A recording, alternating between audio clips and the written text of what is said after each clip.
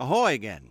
It's me, Ron Gabaldon, coming at you with Part 5 of Mother Night by Kurt Vonnegut.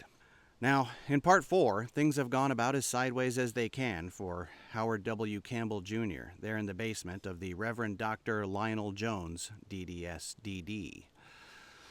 With his now revealed wife, Resi Noth, and his good friend, George Kraft, a.k.a. Iona Potapov, Howard W. Campbell Jr. is in for a reckoning.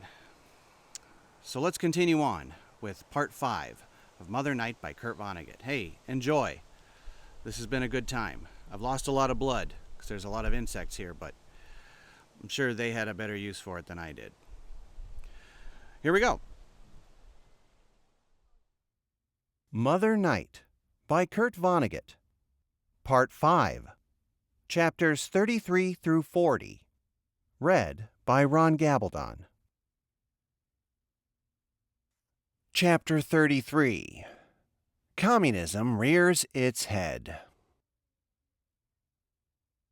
The third time I met my Blue Fairy Godmother, and the last time, from all indications, was, as I have said, in a vacant shop across the street from the house of Jones, across the street from where Resi, George Kraft, and I were hiding.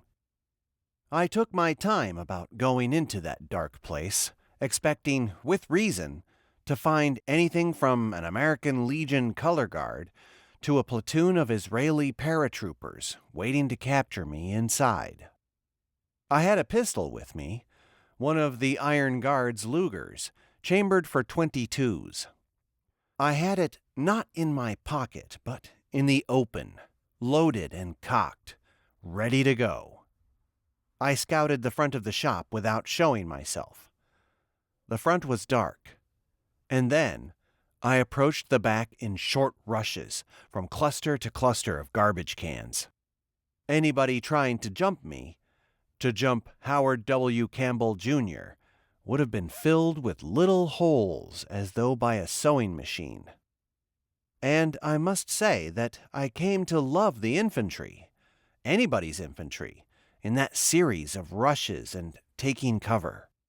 Man, I think, is an infantry animal. There was a light in the back of the shop. I looked through a window and saw a scene of great serenity. Colonel Frank Weirtanen, my Blue Fairy Godmother, was sitting on a table again, waiting for me. He was an old man now, as sleek and hairless as Buddha. I went in. "I thought surely you would have retired by now," I said. "I did," he said. 8 years ago. Built a house on a lake in Maine with an axe and an adze and my own 2 hands. I was called out of retirement as a specialist." "In what?" I said. "In you," he said. "Why the sudden interest in me?" I said. "That's what I'm supposed to find out," he said. "No mystery why the Israelis would want me," I said. "I agree," he said. "But there's a lot of mystery about why the Russians should think you was such a fat prize." "Russians," I said. "What Russians?" "The girl, Resi Noth, and the old man, the painter, the one called George Kraft," said Weirtanen. "They're both communist agents. We've been watching the one who calls himself Kraft now since 1941. We made it easy for the girl to get into the country just to find out what she hoped to do." Chapter 34. Alles kaputt. I sat wretchedly on a packing case. "With a few well-chosen words," I said, "you've wiped me out. How much poorer I am in this minute than I was in the minute before." "Friend, dream, mistress," I said, "alles kaputt." "You've still got a friend," said Weirtanen. "What do you mean by that?" I said.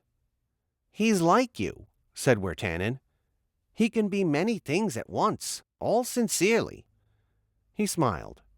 "It's a gift." What was he planning for me? I said. He wanted to uproot you from this country, get you to another one, where you could be kidnapped with fewer international complications. He tipped off Jones as to where and who you were, got O'Hare and the other patriots all stirred up about you again, all as a part of a scheme to pull up your roots. Mexico. That was the dream he gave me, I said. I know, said Wirtanen. There's a plane waiting for you in Mexico City right now. If you were to fly down there, you wouldn't spend more than 2 minutes on the ground. Off you'd go again, bound for Moscow in the latest jet, all expenses paid. Dr. Jones is in on this too? I said. No, said Wirtanen. He's got your best interests at heart. He's one of the few men you can trust. Why should they want me in Moscow? I said. What do the Russians want with me, with such a moldy old piece of surplus from World War II? They want to exhibit you to the world as a prime example of the sort of fascist war criminal this country shelters, said Wirtanen. They also hope that you will confess to all sorts of collusion between Americans and Nazis at the start of the Nazi regime. Why would I confess such a thing? I said. What did they plan to threaten me with? That's simple, said Wirtanen. That's obvious. Torture? I said. Probably not, said Wirtanen. Just death. I don't fear it, I said. Oh, it wouldn't be for you, said Wirtanen. For whom, then? I said. For the girl you love. For the girl who loves you, said Wirtanen. The death, in case you were uncooperative, would be for Little Resi North. Chapter 35. 40 rubles extra. Her mission was to make me love her? I said. Yes, said Wirtanen. She did it very well, I said sadly. Not that it was hard to do. Sorry to have such news for you, said Wirtanen. It clears up some mysteries. Not that I wanted them cleared up, I said. Do you know what she had in her suitcase? Your collected works, he said. You knew about that too? To think they would go to such pains, to give her props like those. How did they know where to look for those manuscripts? They weren't in Berlin. They were neatly stored in Moscow, said Wirtanen. How did they get there? I said. They were the main evidence in the trial of Stepan Botiskov, he said. Who? I said. Stepan Botiskov was a corporal, an interpreter with the first Russian troops to enter Berlin, said Wirtanen. He found the trunk containing your writings in a theater loft. He took the trunk for booty. Some booty, I said. It turned out to be remarkably fine booty, said Wirtanen. Botiskov was fluent in German. He went through the contents of the trunk, and he decided that he had a trunk full of instant career. He started modestly translating a few of your poems in Russian and sending them off to a literary magazine. They were published and praised. Botiskov next tried a play, said Wirtanen. Which one? I said. The Goblet, said Wirtanen.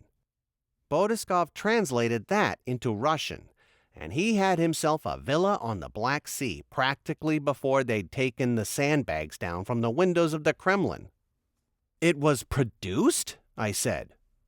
Not only was it produced, said Wirtanen, it continues to be produced all over Russia by both amateurs and professionals.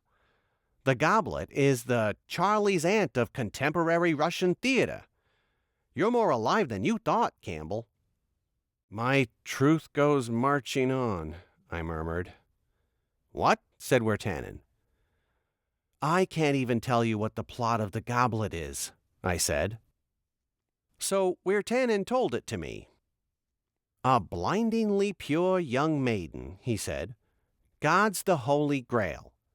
She will surrender it only to a knight who is as pure as herself. such a knight comes along and is pure enough to win the Grail. By winning it, he causes the girl to fall in love with him, and he falls in love with her, said Wirtanen. Do I really have to tell you, the author, the rest? It's as though Bodhiskov really did write it, I said, as though I'm hearing it for the first time. The knight and the girl, said Wirtanen, continuing the tale. They begin to have impure thoughts about each other, tending involuntarily to disqualify them from any association with the Grail. The heroine urges the hero to flee with the Grail before he becomes unworthy of it. The hero vows to flee without the Grail, leaving the heroine worthy of continuing to guard it. The hero makes their decision for them, says Wirtanen, since they have both become impure in thought. The Holy Grail disappears, and, stunned by this unanswerable proof of their depravity, the two lovers confirm what they firmly believe to be their damnation with a tender night of love. The next morning, confident of hellfire, they promise to give each other so much joy in life that hellfire will be a very cheap price to pay. The Holy Grail thereupon appears to them, signifying that heaven does not despise love like theirs. And then the Grail goes away again forever, leaving the hero and the heroine to live happily ever after. My God, I did write that, didn't I said. Stalin was crazy about it, said Wirtanen. And the other plays? I said. All produced, all well received, said Wirtanen. But The Goblet was Bodhiskov's big hit? I said. The book was the biggest hit of all, said Wirtanen. Bodhiskov wrote a book? I said. You wrote a book, said Wirtanen. I never did, I said.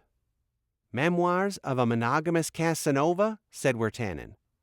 It was unprintable, I said. A publishing house in Budapest will be amazed to hear that, said Wirtanen. I'd guess they've printed something like 500,000 copies. The communists let a book like that be published openly? I said. Memoirs of a Monogamous Casanova is a curious little chapter in Russian history, said Wirtanen. It could hardly be published with official approval in Russia, and yet it was such an attractive, strangely moral piece of pornography, so ideal for a nation suffering from shortages of everything but men and women, that presses in Budapest were somehow encouraged to start printing it, and those presses have somehow never been ordered to stop. Wirtanen winked at me. One of the few sly, playful, harmless crimes a Russian can commit at no risk to himself is smuggling home a copy of Memoirs of a Monogamous Casanova. And for whom does he smuggle it? To whom is he going to show this hot stuff? To that salty old crone, his wife. For years, said Wirtanen, there was only a Russian edition, but now it's available in Hungarian, Romanian, Latvian, Estonian, and most marvelous of all, German again. Bodhiskov gets credit as the author? I said. It's common knowledge that Bodhiskov wrote it, though the book carries no credits, publisher, author, and illustrator supposedly unknown. Illustrator? I said, harrowed by the idea of pictures of Helga and me cavorting in the nude. 14 plates in lifelike color, said Wirtanen. 40 rubles extra. Chapter 36. Everything but the squeals. If only it weren't illustrated, I said to Wirtanen angrily. That makes a difference? He said. It's a mutilation, I said. The pictures are bound to mutilate the words. Those words weren't meant to have pictures with them. With pictures, they aren't the same words. He shrugged. It's pretty much out of your control, I'm afraid, he said. Unless you want to declare war on Russia. I closed my eyes wincingly. What is it they say in the Chicago stockyards about what they do to a pig? I don't know, said Wirtanen. They boast that they can find a use for everything about a pig but his squeal, I said. So? Said Wirtanen. That's how I feel right now, I said. Like a pig that's been taken apart, who's had experts find a use for every part. By God, I think they even found a use for my squeal. The part of me that wanted to tell the truth got turned into an expert liar. The lover in me got turned into a pornographer. The artist in me got turned into ugliness such as the world has rarely seen before. Even my most cherished memories have now been converted into cat food, glue, and liverwurst, I said. Which memories are those? Said Wirtanen. Of Helga. My Helga, I said, and I wept. Rezi killed those in the interests of the Soviet Union. She made me faithless to those memories, and they can never be the same again. I opened my eyes. Fuck all, I said quietly. I suppose the pigs and I should feel honored by those who proved our usefulness. I'm glad about one thing. Oh? Said Wirtanen. I'm glad about Bodhiskov, I said. I'm glad somebody got to live like an artist with what I once had. You said he was arrested and tried? And shot, said Wirtanen. For plagiarism? I said. For originality, said Wirtanen. Plagiarism is the silliest of misdemeanors. What harm is there in writing what's already been written? Real originality is a capital crime, often calling for cruel and unusual punishment in advance of the coup de grace. I don't understand, I said. Your friend, Kraft Potapov, realized that you were the author of a lot of things Bodhiskov claimed to have written, said Wirtanen. He reported the facts to Moscow. Bodhiskov's villa was raided. The magic trunk containing your writings was discovered under straw in the loft in his stable. So, I said. Every word by you in that trunk had been published, said Wirtanen. And, I said. Bodhiskov had begun to replenish the trunk with magic of his own, said Wirtanen. The police found a 2,000-page satire on the Red Army, written in a style distinctly un-Bodhiskovian. For that un-Bodhiskovian behavior, Bodhiskov was shot. But enough of the past, said Wirtanen. Listen to what I've got to tell you about the future. In about half an hour, he said, looking at his watch, Jones' house is going to be raided. The place is surrounded now. I wanted you out of there since it's going to be a complicated enough mess as it is. Where do you suggest I go? I said. Don't go back to your flat, he said. Patriots have taken the place apart. They'd probably take you apart too if they caught you there. What's going to happen to Rezi? I said. Deportation is all, said Wirtanen. She hasn't committed any crimes. And Kraft? I said. A good long stretch in prison, he said. That's no shame. I think he'd rather go to prison than home anyway. The Reverend Lionel J.D. Jones, DDS-DD, said Wirtanen, will go back to prison for illegal possession of firearms or whatever else of a straightforward criminal nature we can pin on him. Nothing is planned for Father Keeley, so I imagine he'll drift back to Skid Row again. The Black Fuhrer will be set adrift again, too. And the Iron Guardsmen? I said. The Iron Guardsmen of the White Sons of the American Constitution, said Wirtanen, are going to get an impressive lecture on the illegality in this country of private armies, murder, mayhem, riots, treason, and violent overthrow of the government. They'll be sent home to educate their parents, if such a thing is possible. He looked at his watch again. You'd better go now. Get clear out of the neighborhood. Can I ask who your agent in Jones' house is? I said. Who was it that slipped the note into my pocket, telling me to come here? You can ask, said Wirtanen. But you must surely know I won't tell you. You don't trust me to that extent? I said. How could I ever trust a man who's been as good a spy as you have? Said Wirtanen. Chapter 37. Dat Old Golden Rule. I left Wirtanen, but I hadn't taken many steps before I understood that the only place I wanted to be was back in Jones' cellar with my mistress and my best friend. I knew them for what they were, but the fact remained that they were all I had. I returned by the same route over which I had fled, went in through Jones' coal bin door. Rezzy, Father Keeley, and the Black Fuhrer were playing cards when I got back. Nobody had missed me. The Iron Guard of the White Sons of the American Constitution was having a class in flag courtesy in the furnace room, a class conducted by one of its own members. Jones had gone upstairs to write, to create. Kraft, the Russian master spy, was reading a copy of Life that had a portrait of Werner von Braun on the cover. Kraft had the magazine open to the center spread, a panorama of a swamp in the age of reptiles. A small radio was playing. It announced a song. The title of the song fixed itself in my mind. This is no miracle of total recall, my remembering the title.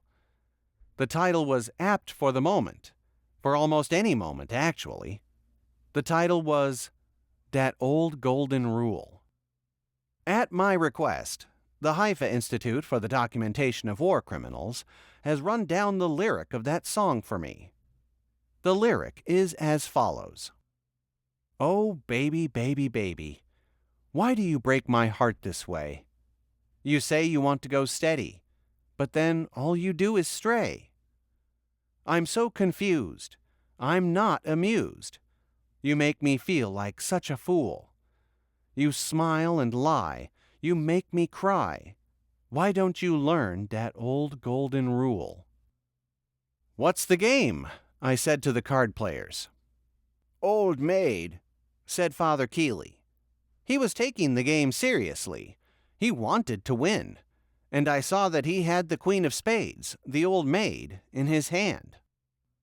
It might make me seem more human at this point, which is to say, more sympathetic, if I were to declare that I itched and blinked and nearly swooned with a feeling of unreality. Sorry, not so.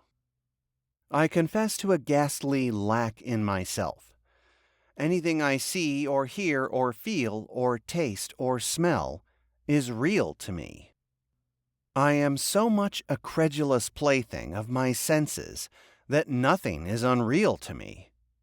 This armor-plated credulity has been continent even in times when I was struck on the head or drunk, or in one freakish adventure that need not concern this accounting, even under the influence of cocaine. There, in Jones' basement, Kraft showed me the picture of von Braun on the cover of Life, and asked me if I knew him. Von Braun? I said. The Thomas Jefferson of the space age? Sure.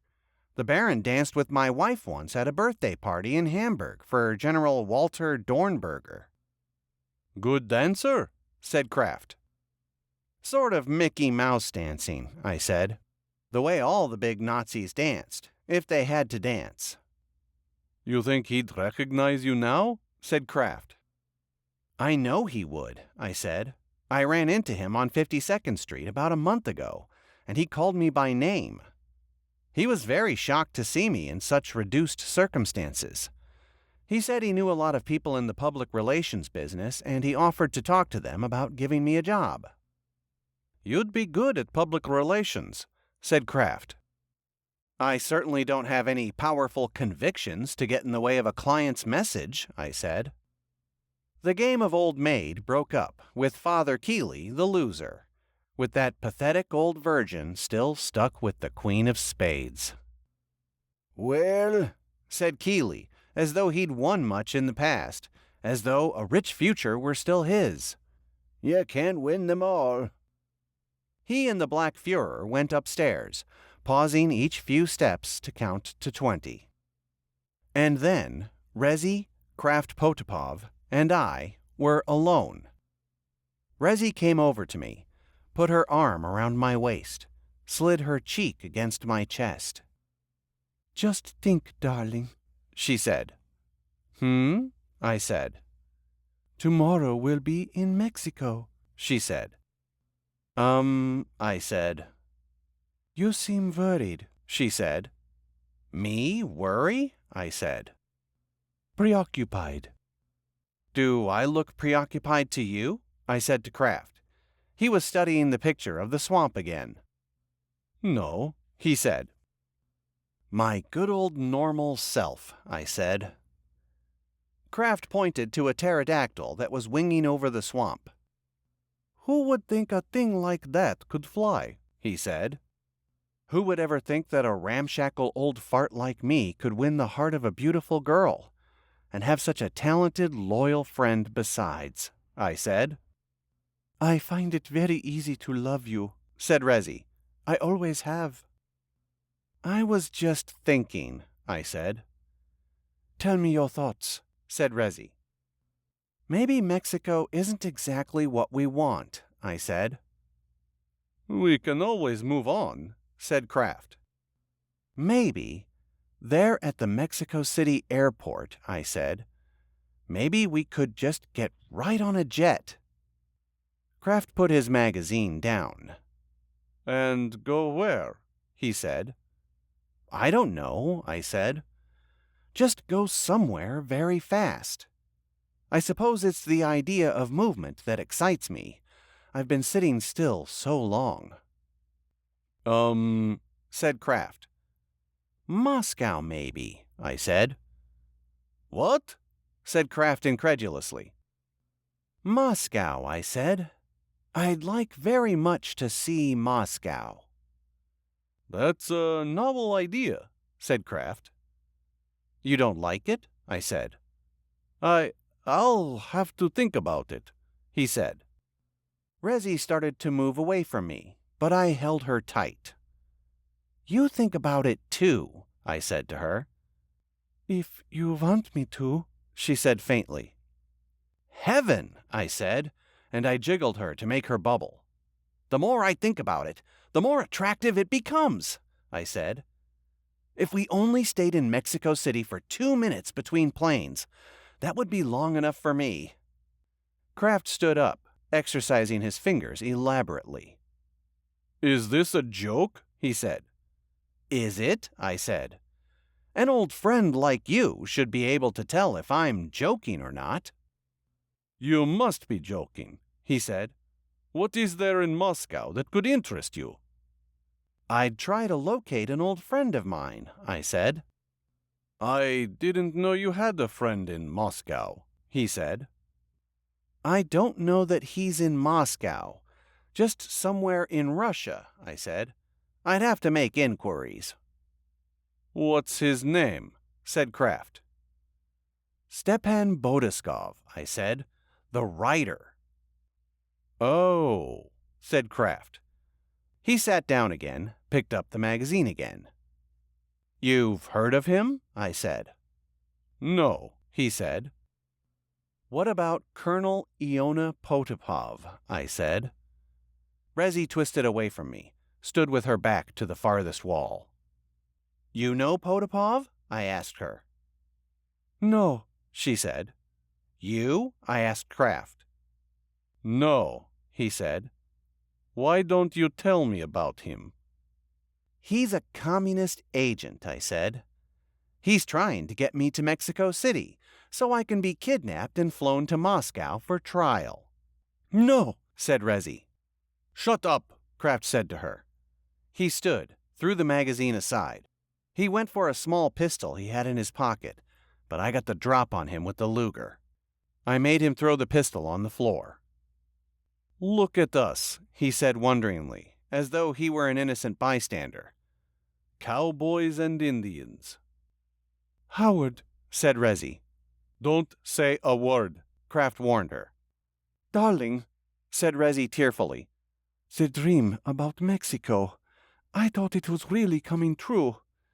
We were all going to escape, she said. She opened up her arms. Tomorrow, she said weakly. Tomorrow, she whispered again. And then she went to Kraft, as though she wanted to claw him, but there was no strength in her hands. The hold they took on Kraft was feeble. We were all going to be born anew, she said to him brokenly. You, too. Didn't you want that for yourself? How could you speak so warmly about the new lives we would have, and still not want them? Kraft did not reply. Rezi turned to me. I am a communist agent, yes, and so is he. He is Colonel Iona Potapov, and our mission was to get you to Moscow. But I wasn't going to go through with it, because I love you. Because the love you gave me was the only love I ever had. The only love I ever will have. I told you I wasn't going through with it, didn't I? She said to Kraft. She told me, said Kraft. And he agreed with me, said Rezi. And he came up with this dream of Mexico, where we would all get out of the trap, live happily ever after. How did you find out? Kraft asked me. American agents followed the scheme all the way, I said. This place is surrounded now. You're cooked. Chapter 38. Ah, sweet mystery of life. About the raid. About Rezi Noth. About how she died. About how she died in my arms. There, in the basement of the Reverend Lionel J.D. Jones, DDS, DD. It was wholly unexpected. Rezi seemed so in favor of life, so right for life, that the possibility of her preferring death did not occur to me. I was sufficiently a man of the world, or sufficiently unimaginative, take your choice, to think that a girl that young and pretty and clever would ever have an entertaining time of it, no matter where fate and politics shoved her next. And as I pointed out to her, nothing worse than deportation was in store for her. Nothing worse than that? She said. That's all, I said. I doubt that you'll even have to pay for your passage back. You're not sorry to see me go? She said. Certainly I'm sorry, I said. But there's nothing I can do to keep you with me. Any minute now, people are going to come in here and arrest you. You don't expect me to fight them, do you? You won't fight them? She said. Of course not, I said. What chance would I have? That matters? She said. You mean, I said, why don't I die for love, like a knight in a Howard W. Campbell Jr. play? That's exactly what I mean, she said. Why don't we die together, right here, right now? I laughed. Rezi, darling, I said, you have a full life ahead of you. I have a full life behind me, she said, all in those few sweet hours with you. That sounds like a line I might have written as a young man, I said. It is a line you wrote as a young man, she said. Foolish young man, I said. I adore that young man, she said. When was it you fell in love with him, I said. As a child? As a child, and then as a woman, she said. When they gave me all the things you'd written, told me to study them, that's when I fell in love as a woman. I'm sorry, I can't congratulate you on your literary tastes, I said. You no longer believe that love is the only thing to live for? She said. No, I said. Then tell me what you want to live for. Anything at all, she said beseechingly. It doesn't have to be love. Anything at all.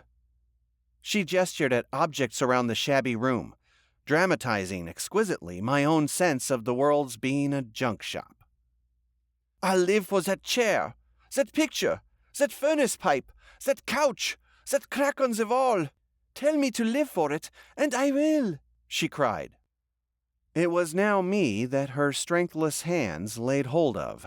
She closed her eyes, wept. "It doesn't have to be love," she whispered.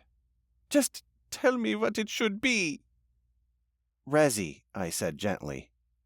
"Tell me," she said, and strength came into her hands. Did tender violence to my clothes. "I'm an old man," I said helplessly. It was a coward's lie. I am not an old man. "All right, old man. Tell me what to live for," she said. "Tell me what you live for, so I can live for it too. Here, or 10,000 kilometers from here. Tell me why you want to go on being alive, so I can go on wanting to be alive too." And then the raiders broke in. The forces of law and order plunged in through every door, waving guns, blowing whistles, shining dazzling lights where there was plenty of light already. There was a small army of them, and they exclaimed over all the melodramatically evil goodies in the cellar. They exclaimed like children around a Christmas tree. A dozen of them, all young, apple-cheeked, and virtuous, surrounded Rezi, Kraft-Potapov, and me, took my Luger away from me, turned us into rag dolls as they ransacked us for other weapons. More raiders came down the stairs prodding the Reverend Dr. Lionel J.D. Jones, the Black Fuhrer, and Father Keeley before them. Dr. Jones stopped halfway down the stairs, confronted his tormentors. "All I've done," he said majestically, "is do what you people should be doing." "And what should we be doing?" said a G-man. He was obviously in command of the raid. "Protecting the Republic," said Jones. "Why bother us? Everything we do is to make the country stronger. Join with us, and let's go after the people who are trying to make it weaker." "Who's that?" said the G-man. "I have to tell you," said Jones. "Haven't you even found that out in the course of your work? The Jews, the Catholics, the Negroes, the Orientals, the Unitarians, the foreign-born who don't have any understanding of democracy, who play right into the hands of the socialists, the communists, the anarchists, the Antichrist, and the Jews." "For your information," said the G-man in cool triumph, "I am a Jew." "That proves what I've just been saying," said Jones. "How's that?" said the G-man. "The Jews have infiltrated everything," said Jones, smiling the smile of a logician who could never be topped. "You talk about the Catholics and the Negroes," said the G-man, "and yet here your two best friends are a Catholic and a Negro." "What's so mysterious about that?" said Jones. "Don't you hate them?" said the G-man. "Certainly not," said Jones. "We all believe the same basic thing." "What's that?" said the G-man. "This once proud country of ours is falling into the hands of the wrong people," said Jones. He nodded, and so did Father Keeley and the Black Fuhrer. "And before it gets back on the right track," said Jones, "some heads are going to roll."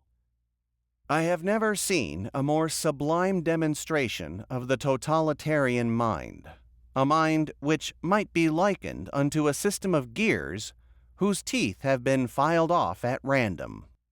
Such a snaggle-toothed thought machine, driven by a standard or even a substandard libido, whirls with the jerky, noisy, gaudy pointlessness of a cuckoo clock in hell. The boss G-man concluded wrongly that there were no teeth on the gears in the mind of Jones. "You're completely crazy," he said. Jones wasn't completely crazy. The dismaying thing about the classic totalitarian mind is that any given gear, though mutilated, will have at its circumference unbroken sequences of teeth that are immaculately maintained, that are exquisitely machined. Hence the cuckoo clock in hell, keeping perfect time for 8 minutes and 33 seconds, jumping ahead 14 minutes, keeping perfect time for 6 seconds, jumping ahead 2 seconds, keeping perfect time for 2 hours and 1 second, then jumping ahead a year. The missing teeth, of course, are simple, obvious truths. Truths available and comprehensible even to 10-year-olds in most cases. The willful filing off of gear teeth, the willful doing without certain obvious pieces of information, that was how a household as contradictory as one composed of Jones, Father Keeley, Vice Bundesführer Kraptauer, and the Black Führer could exist in relative harmony. That was how my father-in-law could contain in one mind an indifference towards slave women and a love for a blue vase. That was how Rudolf Hess, Commandant of Auschwitz, could alternate over the loudspeakers of Auschwitz great music and calls for corpse carriers. That was how Nazi Germany could sense no important differences between civilization and hydrophobia. That is the closest I can come to explaining the legions, the nations of lunatics I've seen in my time. And for me to attempt such a mechanical explanation is perhaps a reflection of the father whose son I am. When I pause to think about it, which is rarely, I am, after all, the son of an engineer. Since there is no one else to praise me, I will praise myself. I will say that I have never tampered with a single tooth in my thought machine, such as it is. There are teeth missing, God knows. Some I was born without, teeth that will never grow, and other teeth have been stripped by the clutchless shifts of history. But never have I willfully destroyed a tooth on a gear of my thinking machine. Never have I said to myself, this fact I can do without. Howard W. Campbell, Jr. praises himself. There's life in the old boy yet. And where there's life, there is life. Chapter 39. Resi Noth bows out. My only regret, Dr. Jones said to the boss G-Man there on the cellar stairs, is that I have but one life to give to my country. We'll see if we can't dig up some other regrets for you, too, said the boss. Now, the iron guard of the White Sons of the American Constitution crowded in from the furnace room. Some of the guardsmen were hysterical. The paranoia their parents had been inculcating for years had suddenly paid off. Here was persecution. One youth clutched the staff on an American flag. He waved it back and forth, banging the eagle on the tip of the staff against overhead pipes. "This is your country's flag!" he cried. "We already know that," said the boss G-Man. "Take it away from him." This day will go down in history, said Jones. "Every day goes down in history," said the boss. "All right," he said. "Where's the man who calls himself George Kraft?" Kraft raised his hand. He did it almost cheerfully. "Is that your country's flag, too?" said the boss wryly. "I'd have to take a look at it more closely," said Kraft. "How does it feel to have such a long and distinguished career come to an end?" the boss asked Kraft. "All careers do end," said Kraft. "That's something I've known for a long time." "Maybe they'll make a movie out of your life," said the boss. Kraft smiled. "Maybe," he said. "I would want a lot of money for the rights." "There's only one actor who could really play the part, though," said the boss. "He might be hard to get." "Oh?" said Kraft. "Who is that?" "Charlie Chaplin," said the boss. "Who else could play a spy who was steadily drunk from 1941 until 1948? Who else could play a Russian spy who built an apparatus composed almost entirely of American agents?" Kraft's urbanity dropped away, revealing him as a pale and puckered old man. "That's not true," he said. "Ask your superiors if you don't believe me," said the boss. "They know?" said Kraft. "They finally caught on," said the boss. "You were on your way home to a bullet in the back of your neck." "Why did you save me?" said Kraft. Call it sentimentality, said the boss. Kraft thought his situation over, and schizophrenia rescued him neatly. None of this really concerns me, he said, and his urbanity returned. Why not? Said the boss. Because I am a painter, said Kraft. That's the main thing I am. Be sure to bring a paint box to prison, said the boss. He switched his attention to Resi. You, of course, are Resi Noth, he said. Yes, she said. Have you enjoyed your little stay in our country? Said the boss. What am I supposed to say? Said Resi. Anything you'd like, said the boss. If you have any complaints, I'll pass them on to the proper authorities. We're trying to increase the tourist trade from Europe, you know. You say very funny things, she said unsmilingly. I am sorry I can't say funny things back. This is not a funny time for me. I'm sorry to hear that, said the boss lightly. You aren't sorry, said Resi. I am the only person who is sorry. I am sorry I have nothing to live for, said Resi. All I have is love for one man, but that man does not love me. He is so used up that he can't love any more. There is nothing left of him but curiosity and a pair of eyes. I can't say anything funny, said Resi, but I can show you something interesting. Resi seemed to dab her lip with a finger. What she really did was put a little capsule of cyanide in her mouth. I will show you a woman who dies for love, she said. Right then and there, Resi Noth pitched into my arms, stone dead. Chapter 40. Freedom Again. I was arrested along with everyone else in the house. I was released within an hour, thanks, I suppose, to the intercession of my Blue Fairy Godmother. The place where I was held so briefly was an unmarked office in the Empire State Building. An agent took me down on an elevator and out onto the sidewalk, restoring me to the mainstream of life. I took perhaps 50 steps down the sidewalk, and then I stopped. I froze. It was not guilt that froze me. I had taught myself never to feel guilt. It was not a ghastly sense of loss that froze me. I had taught myself to covet nothing. It was not a loathing of death that froze me.